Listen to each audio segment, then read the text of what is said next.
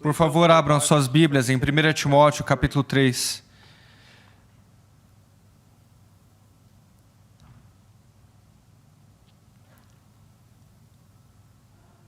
Primeiro, eu gostaria de dizer que é um tremendo privilégio estar aqui, e eu louvo a Deus por estar aqui. Eu estava pregando na Costa Oeste na semana passada, e quando eu estava prestes a chegar em casa, fiquei muito doente. Hoje é o primeiro dia que eu saí de casa, depois de 4 dias recluso. Era para eu estar aqui ontem, mas eu tive que cancelar meu voo. E eu acordei essa manhã, às 2 horas da madrugada. E eu me sentia tão mal que eu pensei, quando o dia amanhecer, eu vou ligar para o pastor Bice e dizer que, olha, não consigo. Então eu voltei a dormir e quando eram 3h45 da madrugada, eu acordei e Deus me deu uma graça incomum para estar com Ele e vigiar com Ele à noite. E Ele encorajou grandemente a minha alma em oração. Isso foi tão incomum que eu pensei, bem, o Senhor deve querer que eu siga em frente e vá à conferência. Antes de ler o meu texto, eu quero ler algo que eu escrevi e aquece o meu coração. Na verdade, é uma porção pequena de algo que se tornará um livro após essa conferência. Como o pastor Bice conversa comigo, o seu desejo nunca é ter uma conferência grande. É isso que eu admiro tanto nele e na sua igreja. Ele diz, Paulo, diga aos jovens, diga aos rapazes e moças para irem à igreja. Para irem à igreja.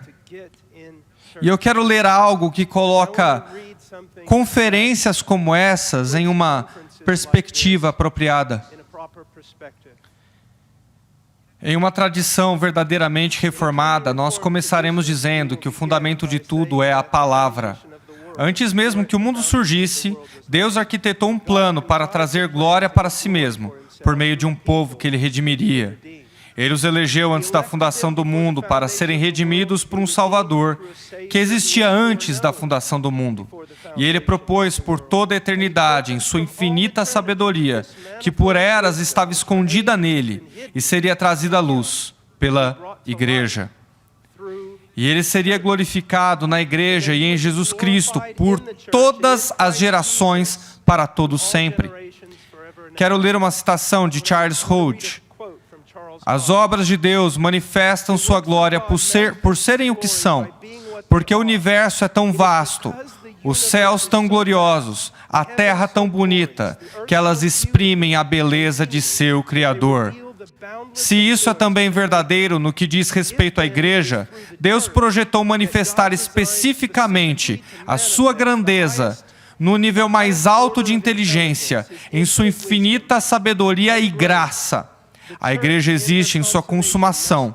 Deve ser o que existe de mais glorioso dentre todas as suas obras. As Escrituras ensinam que a igreja é o pináculo das obras de Deus e a grande manifestação de sua infinita sabedoria. A pergunta, esse elogio feito é somente à igreja a nível mundial? Ou uma igreja triunfante no céu? Ou também é feito a uma assembleia de santos locais na terra? Todo o trajeto do ministério de Paulo indica que a igreja local está mais do que incluída no elogio, porque é para o bem de pessoas locais, reunidas em assembleias reais, em locais reais, reunidas na Ásia e Europa, que Paulo laborou durante seu tempo na terra. Elas não eram numerosas. Essas igrejas, eles não eram eminentes segundo a carne, não eram poderosos, nobres, mas o apóstolo Paulo viu nessas igrejas locais os meios pelos quais Deus revela sua glória para homens e anjos. É por essa razão que nós afirmamos que negligenciar a assembleia local e sua prosperidade espiritual é negligenciar o maior plano de Deus na terra para revelar a sua glória. Existem muitos motivos para glorificar a Deus nessa ressurgência reformada ao redor do mundo, especialmente entre os jovens. No entanto, existem também muitos problemas que mostram que nem tudo está bem em Sião. Parece que um número significativo dos recém-reformados estão mais preocupados com doutrina, pastores celebridades, conferências bíblicas e agências missionárias do que com a igreja local e seus ministérios. Bem, essas coisas são muito úteis, mas não são os meios primários pelos quais Deus faz avançar o Evangelho. Cuidado com o seu povo, ou carregar a sua glória diante de homens e anjos. O plano de Deus é a igreja local. Por que ela é tão negligenciada e passada para trás? Especialmente pelos jovens, provavelmente pela mesma razão do porquê uma típica dona de casa não consegue competir com uma supermodelo ou atriz nas telas de cinema. A dona de casa é real, com falhas e erros expostos, mas a atriz é feita e decorada. A dona de casa é feita para a vida cotidiana, mas as atrizes são vistas apenas nos papéis mais atraentes, em seus momentos mais espetaculares. Igualmente, a igreja local é algo real, exposto e sem maquiagem, uma congregação de gente redimida no tempo e espaço, entre o já e o ainda não. Novas criaturas que não são plenamente novas, peregrinos no caminho para Sião, mas ainda manchadas pelo solo babilônico. A conferência, no entanto, é diferente. É cheia de pessoas que pensam igual, até mesmo nas nuances mais intrínsecas da fé. E elas sempre aparecem no seu melhor comportamento. Não existem desentendimentos, nem fofocas, nem demonstrações de imaturidade. Conferências apresentam 3 a 4 dias de céu na terra, com seus melhores conferencistas. Eles já escreveram mais livros do que o pastor local já leu. Eles têm boa formação acadêmica e são eloquentes. E seus sermões são repletos das maravilhas teológicas mais complexas. Eles aparecem de repente no púlpito, falam com lábios de serafim, e então vão embora como Elias em uma carruagem de fogo. Mas o ministro da igreja local não conhece essa glória. Ele vive no anonimato para a grande comunidade cristã e ainda está debaixo das críticas contínuas do seu povo dia após dia, ano após ano.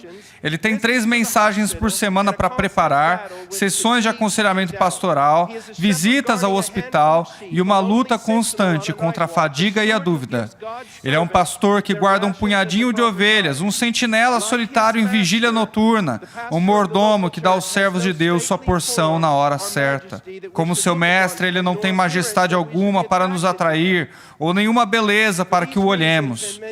Por essa razão, e muitas outras não mencionadas, não é difícil perceber o porquê muitos jovens imaturos ficam deslumbrados com as conferências, youtubers, como também com os grandes autores e músicos de nossos dias. Mas o olhar atento vai perceber que existe sabedoria e poder de Deus na congregação local e nos homens fiéis que ali servem. Devemos louvar a Deus pelas conferências bíblicas e pelos pregadores úteis que são usados poderosamente nelas. Devemos também louvar a Deus pela internet e pela abundância de boa pregação que pode ser encontrada lá. No entanto, essas ferramentas nunca devem competir com nossa devoção à igreja local e aos pastores que cuidam de nossas almas. A admoestação de Jesus à multidão, sem discernimento, é aplicável a todos nós. Não julgueis segundo a aparência, sim pela reta justiça. Uma vez perguntaram a um grande teólogo, quem é o maior pregador vivo? Quem quer que ele seja, você não conhece. Outro pregador experiente, que também é amigo meu, respondeu: alguns dos maiores sermões já pregados foram proferidos para uma audiência de 6 pessoas. Essa é uma verdade conhecida entre os homens maduros, de que Deus guarda o melhor de seus pregadores e obreiros para a grande audiência. Por que Deus plantaria a rosa mais bela que Ele já criou em uma floresta que nenhum homem ou anjo jamais caminhará?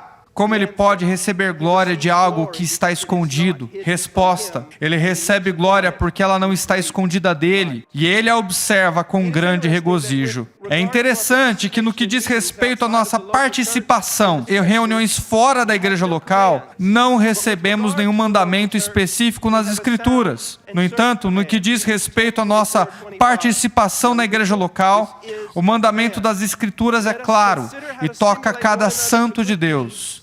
Em Hebreus 10, 24, 25 diz: consideremos também uns aos outros, para que nos estimulemos no amor e nas boas obras. Não deixemos de congregar como é costume de alguns. Antes, façamos admoestações e tanto mais quanto vedes que o dia se aproxima. Aqui não está falando para se reunir em uma cafeteria. Está falando para se reunir em uma igreja local verdadeira, com uma liderança bíblica verdadeira.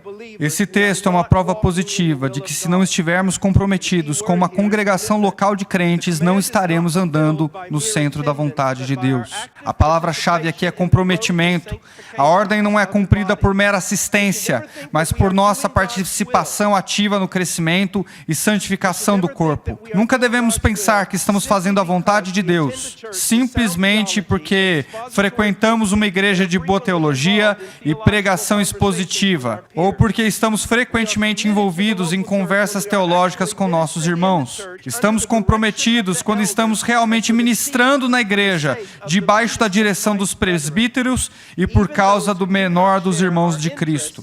Mesmo aqueles que não compartilham nosso interesse em uma conversa elevada e teológica, mas estão simplesmente lutando para chegar ao caminho de Sião. Se não amarmos os irmãos mais quebrados, necessitados e teologicamente rasos da igreja local, então nosso amor pela igreja e pelo próprio Cristo está em jogo. Se você é jovem e reformado, eu imploro que você comece sua jornada para a verdade e semelhança de Cristo dentro do contexto da igreja local e debaixo dos cuidados de um pastor ou pastores cujas vidas sejam dignas de imitação, que pregam a verdade, que realmente se importam com sua alma. Eu também rogo a você que entenda que sua teologia é tão boa quanto sua piedade e seu amor pela igreja local. Eles devem ser manifestados em atos de abnegação e serviço ao menor dos irmãos de Cristo.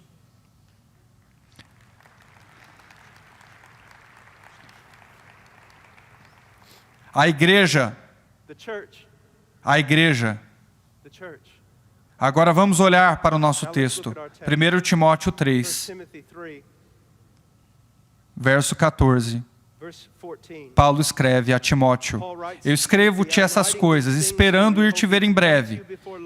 Mas se tardar, para que saibais como convém andar na casa de Deus, que é a igreja do Deus vivo, a coluna e firmeza da verdade.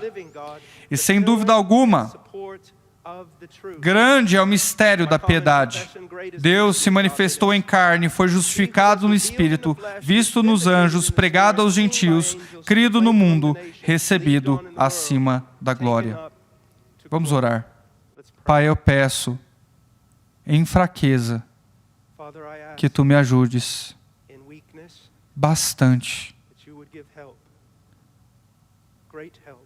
Senhor, não vim aqui para me ouvir falar ou pregar um sermão que seja digno de imitarem, mas que Tu fales ao Teu povo e ajude-os.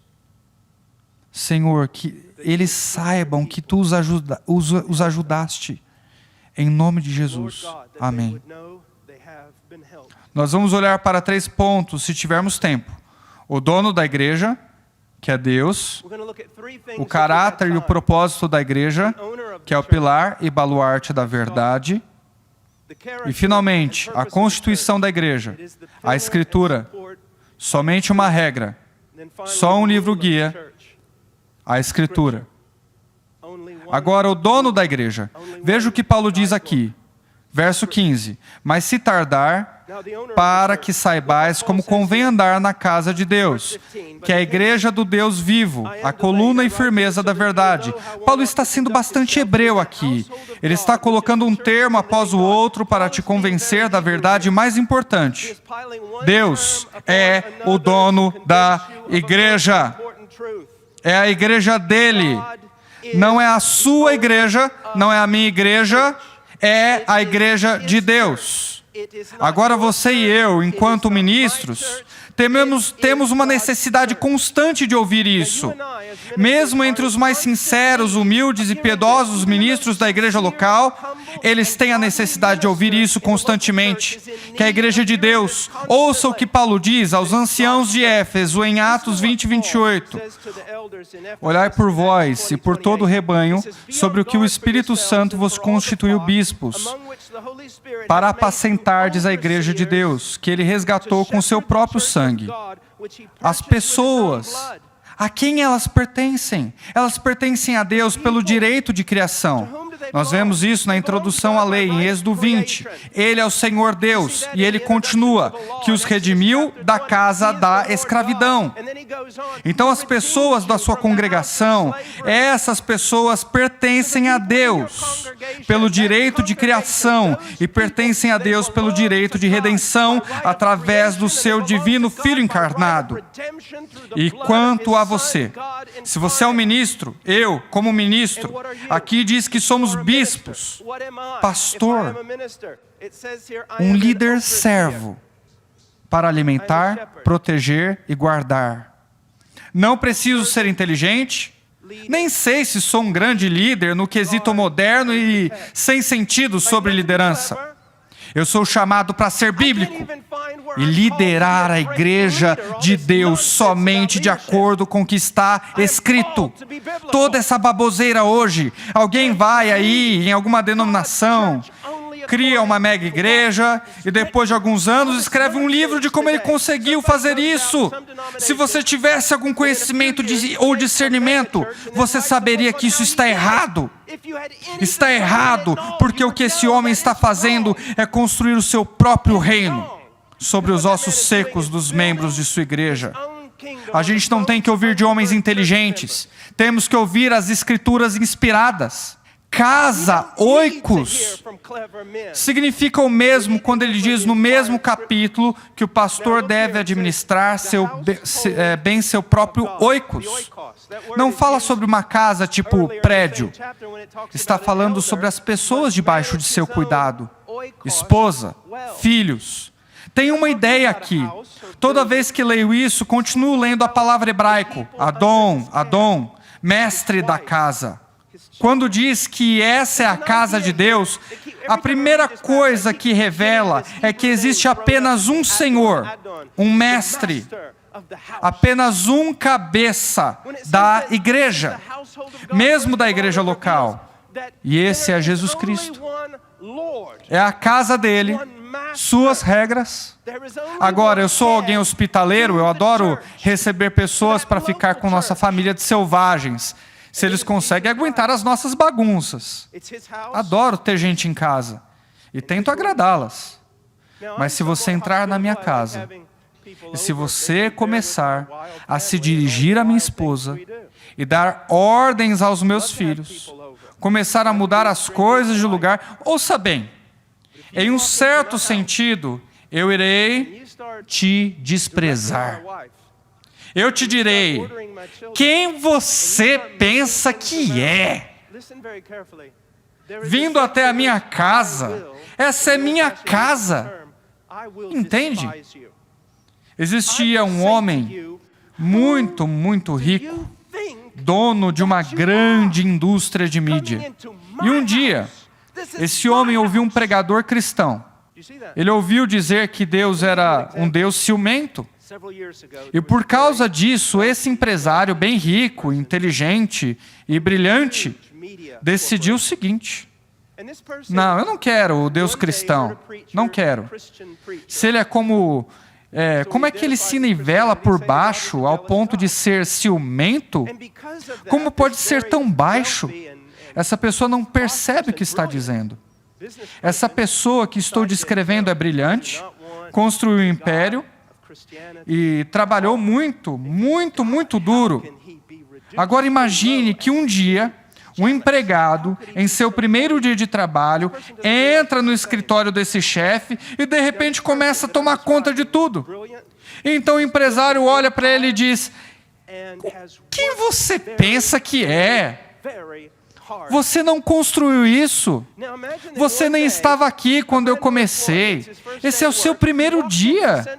Como você ousa ser tão desrespeitoso, arrogante, para entrar aqui e pensar que você pode dirigir essa empresa em seus próprios termos? Isso é exatamente o que está acontecendo.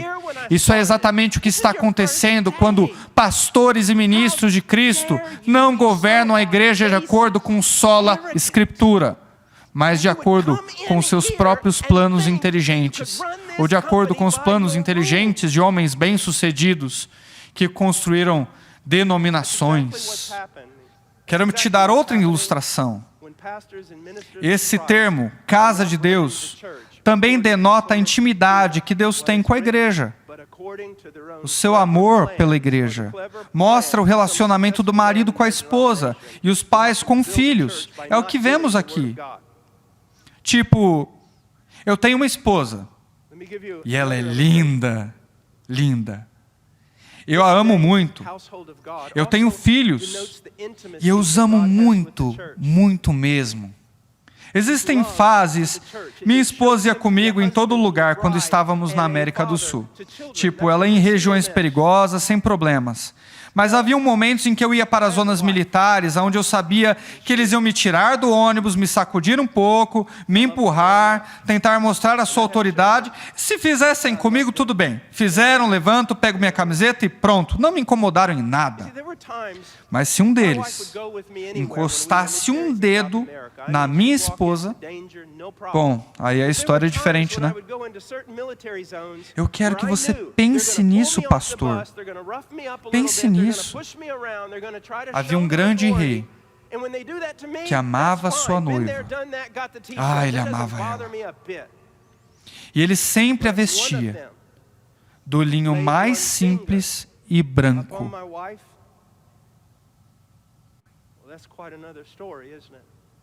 Ela não precisava de maquiagem forte no rosto.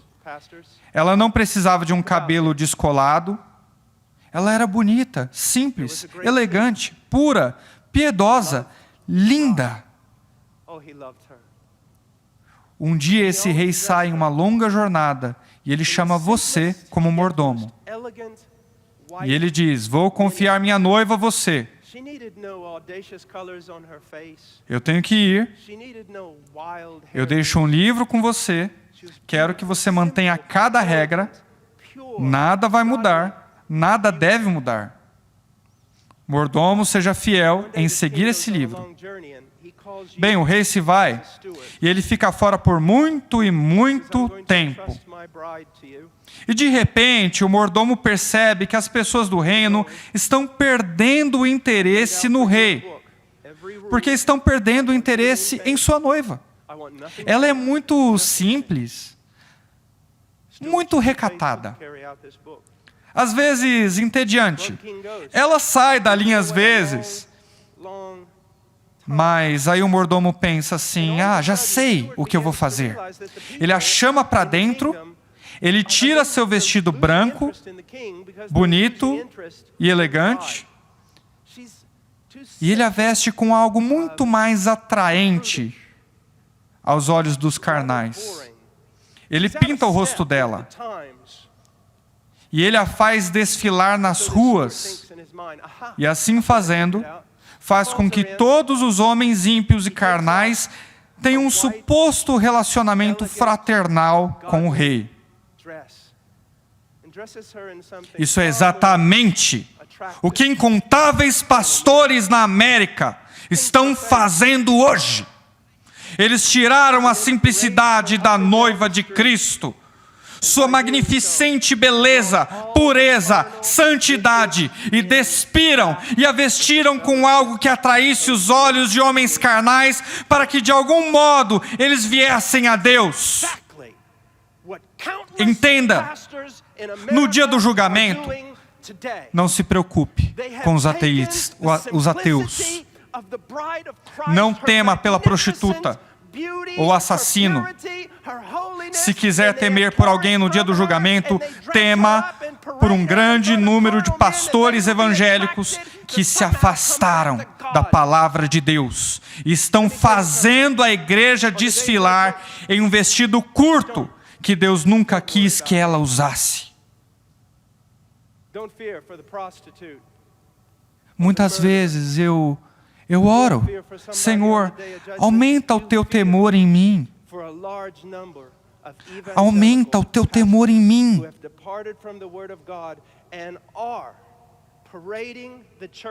Você deveria ter medo de tocar em minha esposa, bastante medo. Mas você deveria ter muito mais medo de tocar na noiva de Cristo e fazer qualquer coisa com ela que não esteja nesse livro. Nós deveríamos ser como o fiel Hegai. Lembra dele? Ele foi colocado diante de Esther. Era para fazer com que ela ficasse apresentável à nação. Era para ele produzi-la, vesti-la, fazer com que todos os tipos de coisas com ela, para que ela ficasse agradável aos olhos do reino? Não! Ele tinha uma tarefa, fazê-la agradável ao rei. Escute o que Paulo diz em 2 Coríntios 11:2. Porque estou zeloso de vós, com zelo de Deus, porque vos tenho preparado para vos apresentar como uma virgem pura a um marido, a saber, a Cristo. Agora ouça o que mais ele diz, pastor, ministro. É chamado de a igreja do Deus vivo. Sempre que esse tipo de linguagem é utilizada, tem que ver com a questão de solenidade no Antigo Testamento. Ouça o que Jeremias diz em Jeremias 10:10. Mas o Senhor Deus é a verdade. Ele mesmo é o Deus vivo e o Rei eterno. Ao seu furor treme a terra e as nações não podem suportar a sua indignação. Ele não pode ser zombado ou corrigido, como Golias e Senaqueribe aprenderam rapidinho.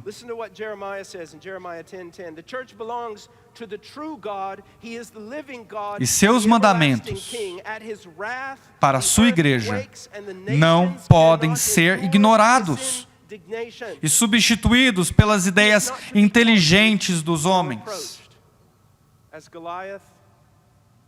Como Nadab, Abiú e Uzá aprenderam às custas de um preço muito, muito alto. Quero que você veja algo. Quando diz a igreja do Deus vivo, o nome traz um contraste entre a igreja e todos os templos pagãos que estavam em Éfeso.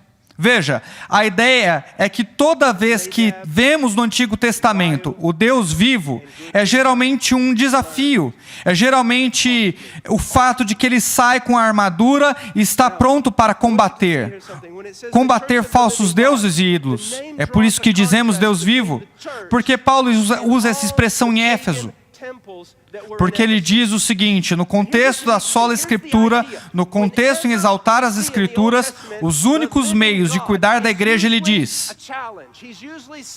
esses templos em Éfeso, esses templos pagãos, esses deuses que estão lá, são as invencionices dos homens. Portanto, o homem pode inventar meios para adorá-los e servi-los. Homens inventaram deuses e podem imaginar como eles querem ser adorados e servidos. Mas esse não é o caso do Deus cristão. No cristianismo, Deus não é a nossa invenção.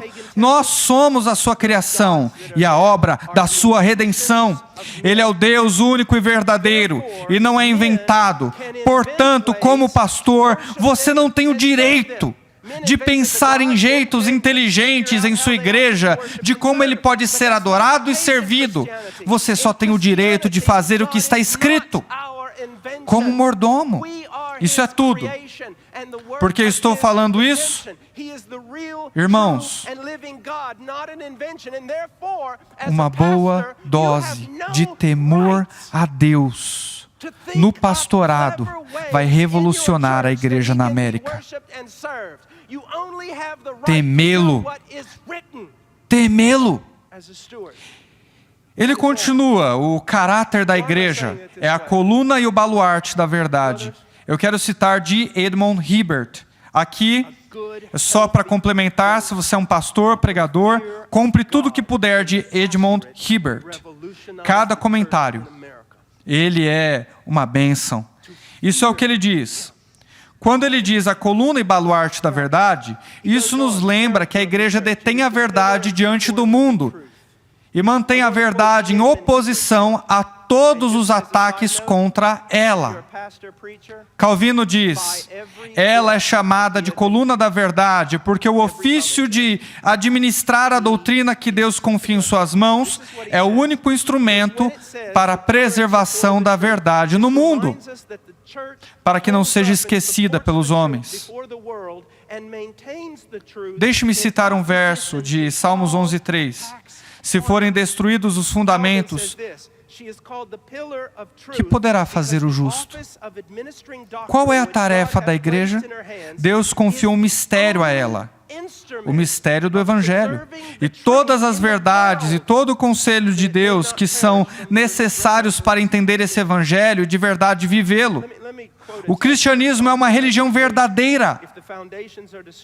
Por que existem tantos pastores abandonando a verdade para se tornarem animadores de auditório, deixando a verdade de lado para divertirem a multidão com suas calças coladas, óculos modernos e tatuagens por todo o corpo? Se você não está no BOP, não faz uma tatuagem. Se você não está em um motoclube, você não precisa tatuar Jesus no seu braço. Você precisa amar o Deus tatuado em seu coração.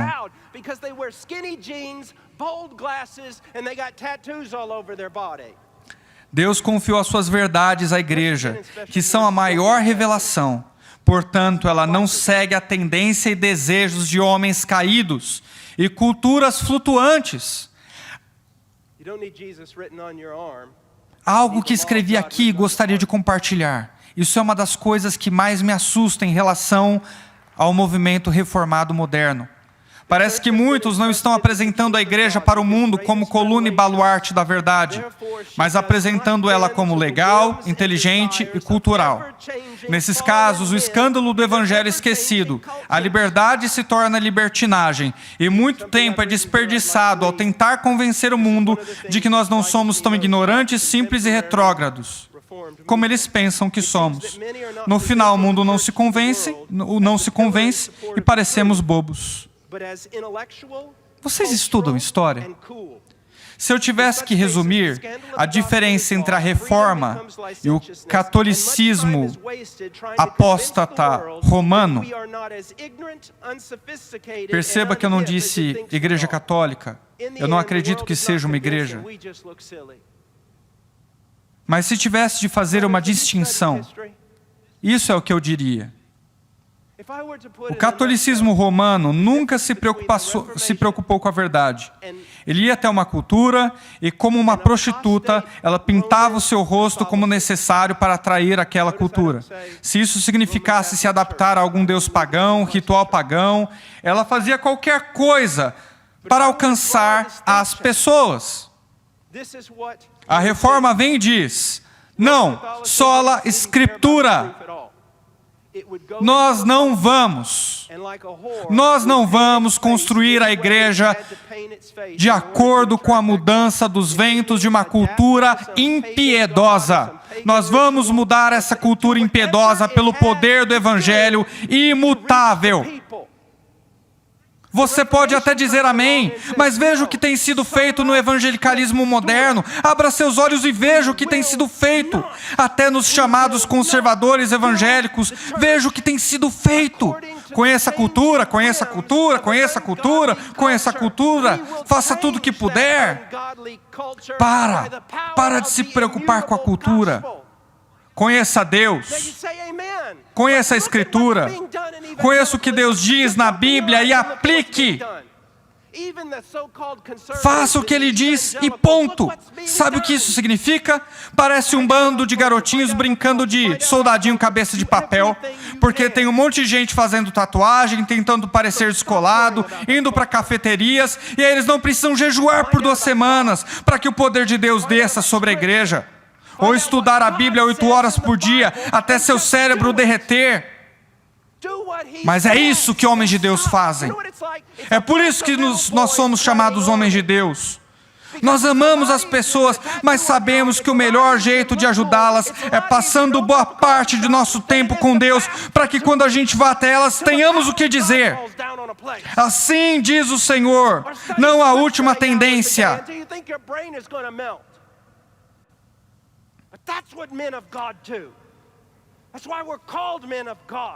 Agora, a constituição da igreja. Irmãos, eu devo dizer, estou aqui para pregar, mas é constrangedor. Sinceramente, semana passada estava com o Dr. MacArthur. Sabe o quanto isso é constrangedor? Eu tenho um bacharel pela Universidade do Texas. De onde eu venho, a sigla PhD não significa nada.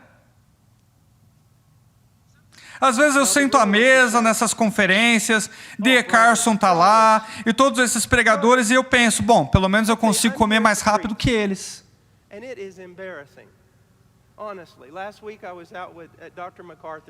Eu não sou a última bolacha do pacote. Mas é fácil, irmãos. Olha o verso de número 14. Escrevo-te essas coisas, esperando ir te ver em breve. Mas se tardar, o que eu faço? Eu escrevo para que saibais como convém andar na casa de Deus, que é a igreja do Deus vivo. Como você sabe o que fazer na igreja? Apenas através do que está escrito. Às vezes me pedem para ensinar músicos cristãos. Eu não sei tocar e nem cantar. Mas tem algo que eu digo que é bastante útil para eles, e é o seguinte. Em seus estudos sobre adoração, sabe quando você começa em Gênesis e lê toda a Bíblia até o livro de Apocalipse e coloca todos os textos juntos para desenvolver sua teologia de adoração? O que é que Deus te mostra? E eles dizem, bem, eu nunca fiz isso. Eu respondo, sabe, Deus matou 2 levitas na tenda da adoração em Levítico.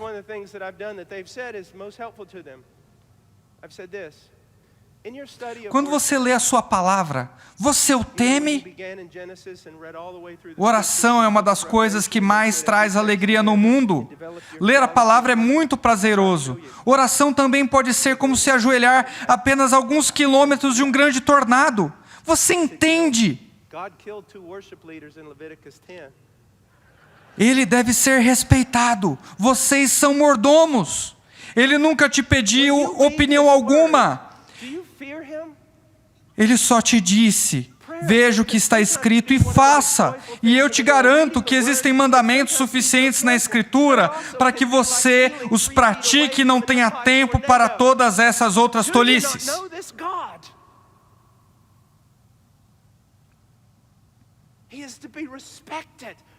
Irmãos, vocês já leram 1 Coríntios 3,12, não? Vamos olhar lá por apenas um momento. E se alguém sobre esse fundamento formar um edifício de ouro, prata, pedras preciosas, madeira, feno, palha, a obra de cada um se manifestará. Na verdade, o dia a declarará. Porque pelo fogo será descoberta, e o fogo provará qual seja a obra de cada um. Se a obra que alguém edificou nessa parte permanecer, esse receberá galardão.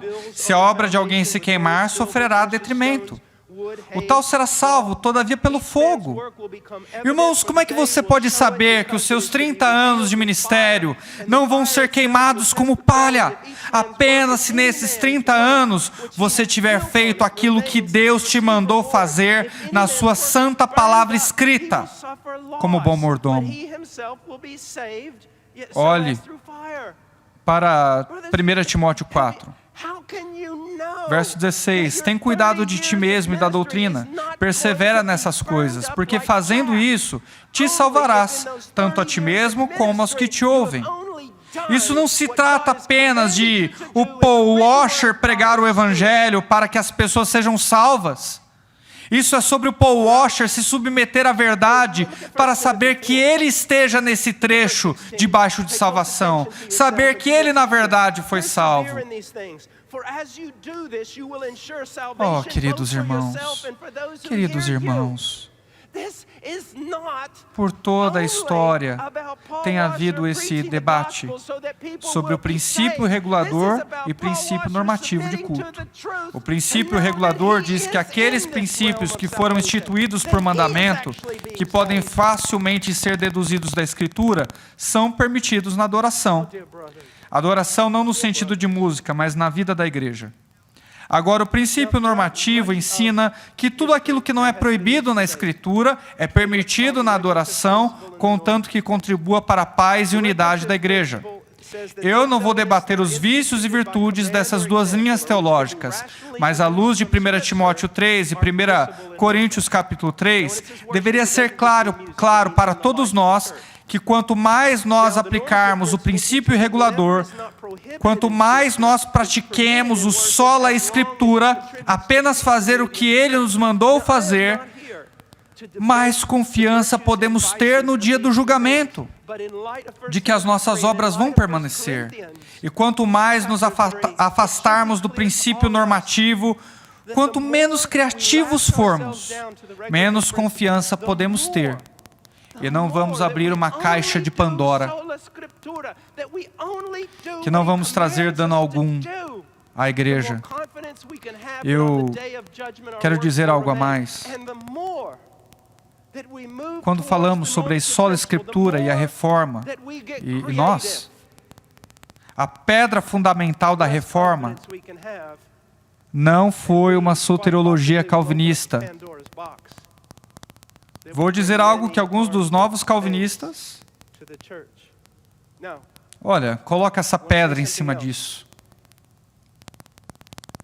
Aqui é o que você precisa entender. A grande pedra da reforma foi o sola Escritura.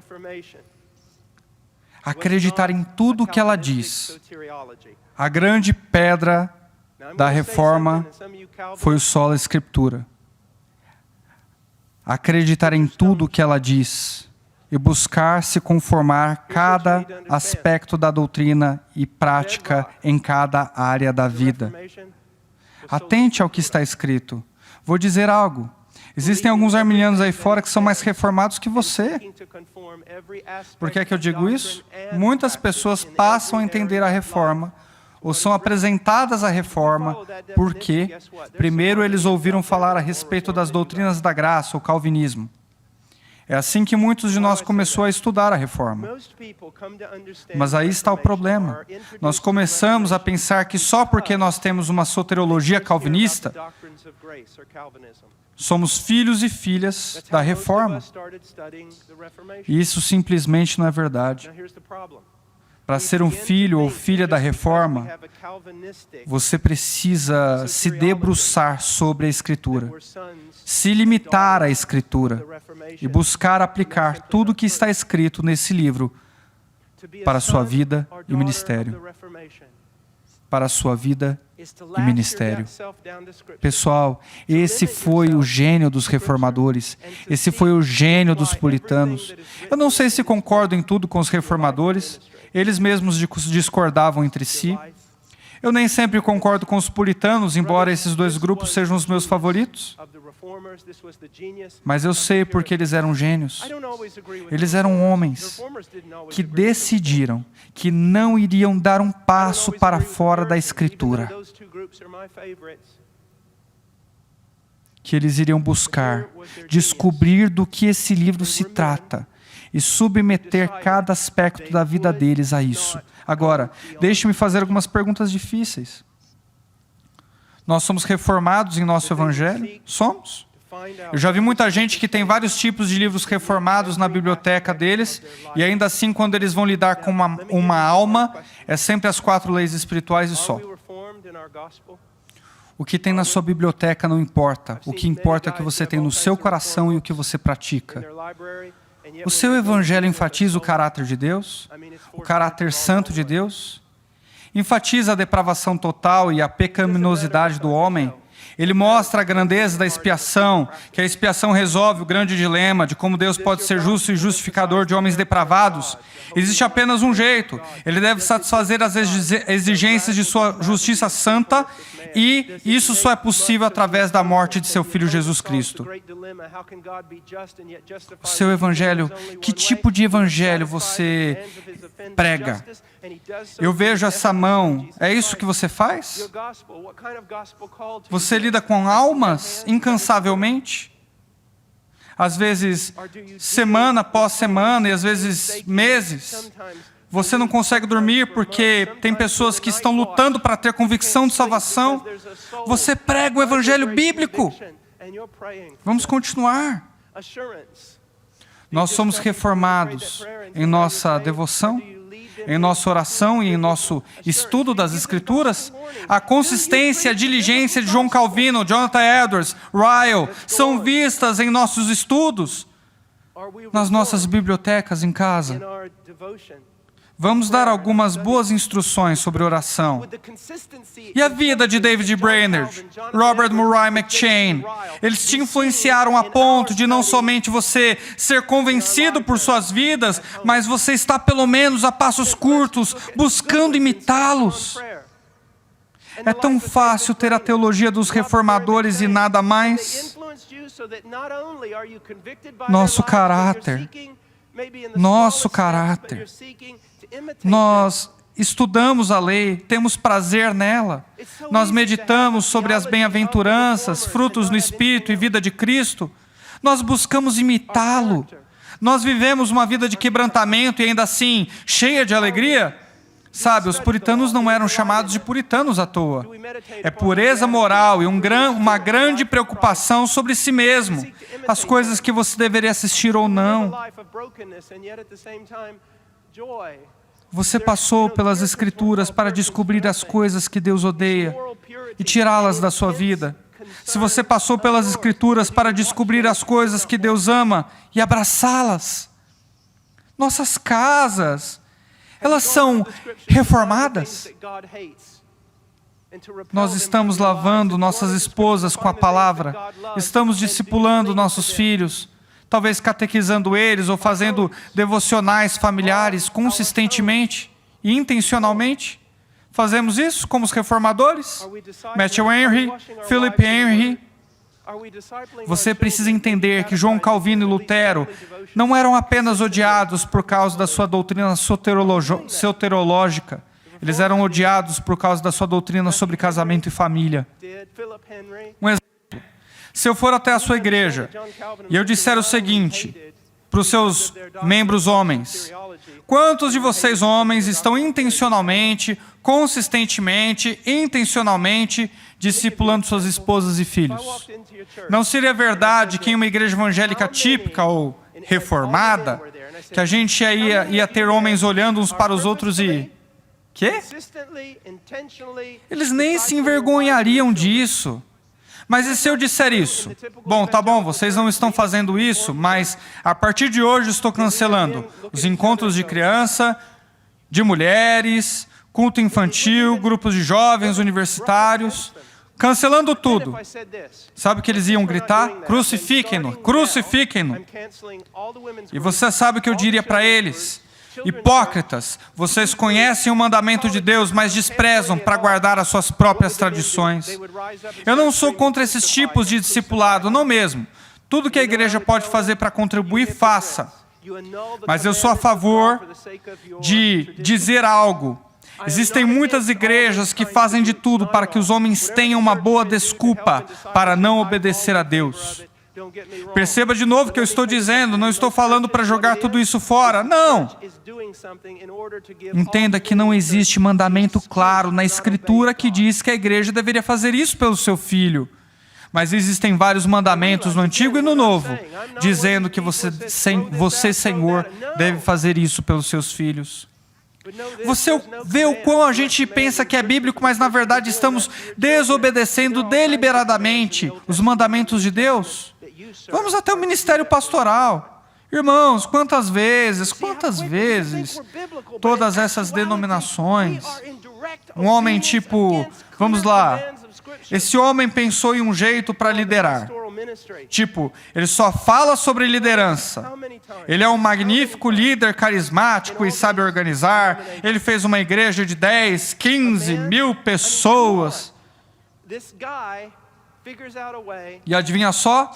A denominação pede para ele escrever um livro, e o livro é promovido, e todo mundo começa a adquirir e fazer igual. Irmãos, você não faz a igreja seguindo um pastor que tem carisma. Você lidera uma igreja, você ministra uma igreja, você administra uma igreja, fazendo o que Deus disse para fazer. Independentemente se alguém vai te aplaudir ou não. Baxter escreveu Pastor Reformado, já leu? Teve um impacto grande em nossas vidas. Charles Bridges, sobre o ministério cristão. Nós concordaríamos com os apóstolos que disseram, mas nós nos dedicaremos à oração e ao ministério da palavra. Da palavra. Perceba que oração é mencionada em primeiro lugar.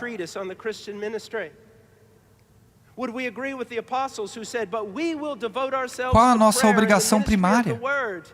Nós nos dedicarmos à oração e ao ministério da palavra. É isso que faz os portões do inferno tremerem e se desesperarem. Se o seu ministério ou o seu sucesso é baseado em algo além da sua dedicação à oração e ao ministério da palavra, o diabo ri de você e diz, é um garotinho brincando de soldado cabeça de papel. Nossas igrejas, irmãos, eclesiologia está em falta em todo lugar. Está em falta em todo lugar. E de novo, eu gostaria de poder abraçar cada um de vocês e pôr a mão nos seus ombros, olhar no fundo dos seus olhos e dizer, você percebe que só deve ser guiado pelo que está escrito. Você percebe isso agora? Não devemos fazer o que é certo de acordo com nossos olhos. Não devemos fazer pesquisas tipo IBGE por aí e perguntar que tipo de igreja você frequenta. A não ser que você vai entregar essa pesquisa para Deus. Ele não precisa, porque Ele já te deu a Bíblia. Ele tem a pesquisa. Nossos missionários endeavors, irmãos, falamos sobre a necessidade de sola escritura.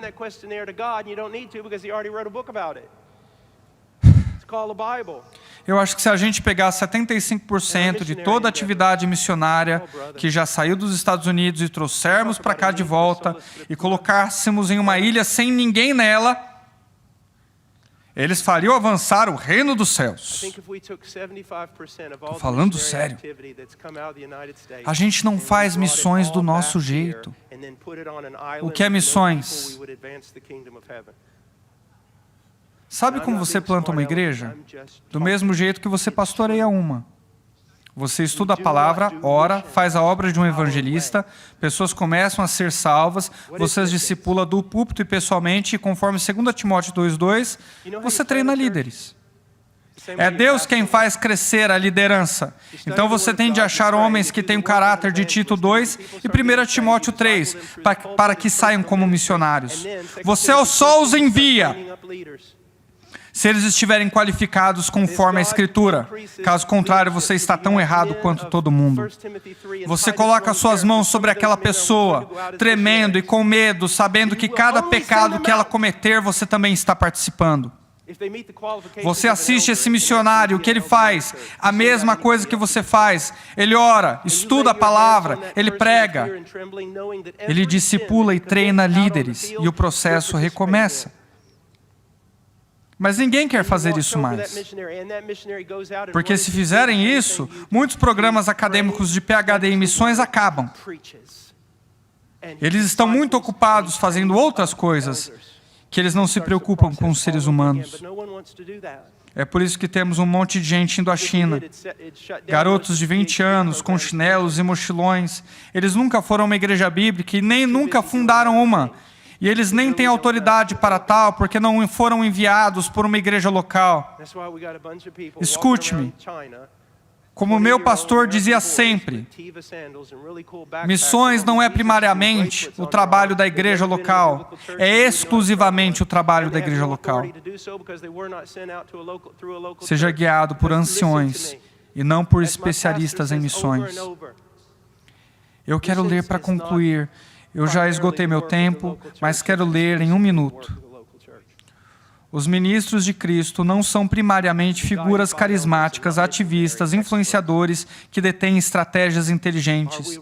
Eles são mordomos que fazem apenas aquilo que o seu mestre os mandou fazer e depois apenas admitem que são servos inúteis, que só fizeram sua obrigação. Eles são homens de Deus que vigiam seus postos todos os dias.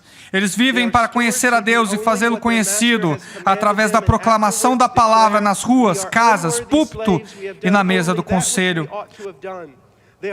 Como Esdras, eles dedicaram seus corações ao estudo da lei de Deus, praticá-la e ensinar seus estatutos e ordenanças em Israel. Como Levi, eles revelam a Deus e proclamam seu nome e a sua instrução. Está em sua boca e a impiedade não é encontrada em seus lábios.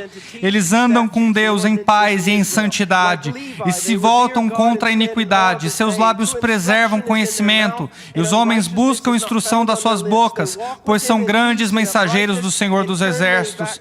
Eles são seguidores e imitadores de Deus em discurso, conduta, amor, fé, pureza, evidenciando a si mesmos como exemplo daqueles que creem. Eles são seguidores e imitadores de Deus em discurso, conduta, amor, fé, pureza, evidenciando a si mesmos como exemplo daqueles que creem. Eles são líderes que buscam guiar a igreja até o centro da vontade de Deus, conforme o que está escrito. Quando essas coisas se tornarem nossa dispensa e suprimento, então nós verdadeiramente seremos filhos da reforma e herdeiros legítimos do solo Escritura. Deus te abençoe.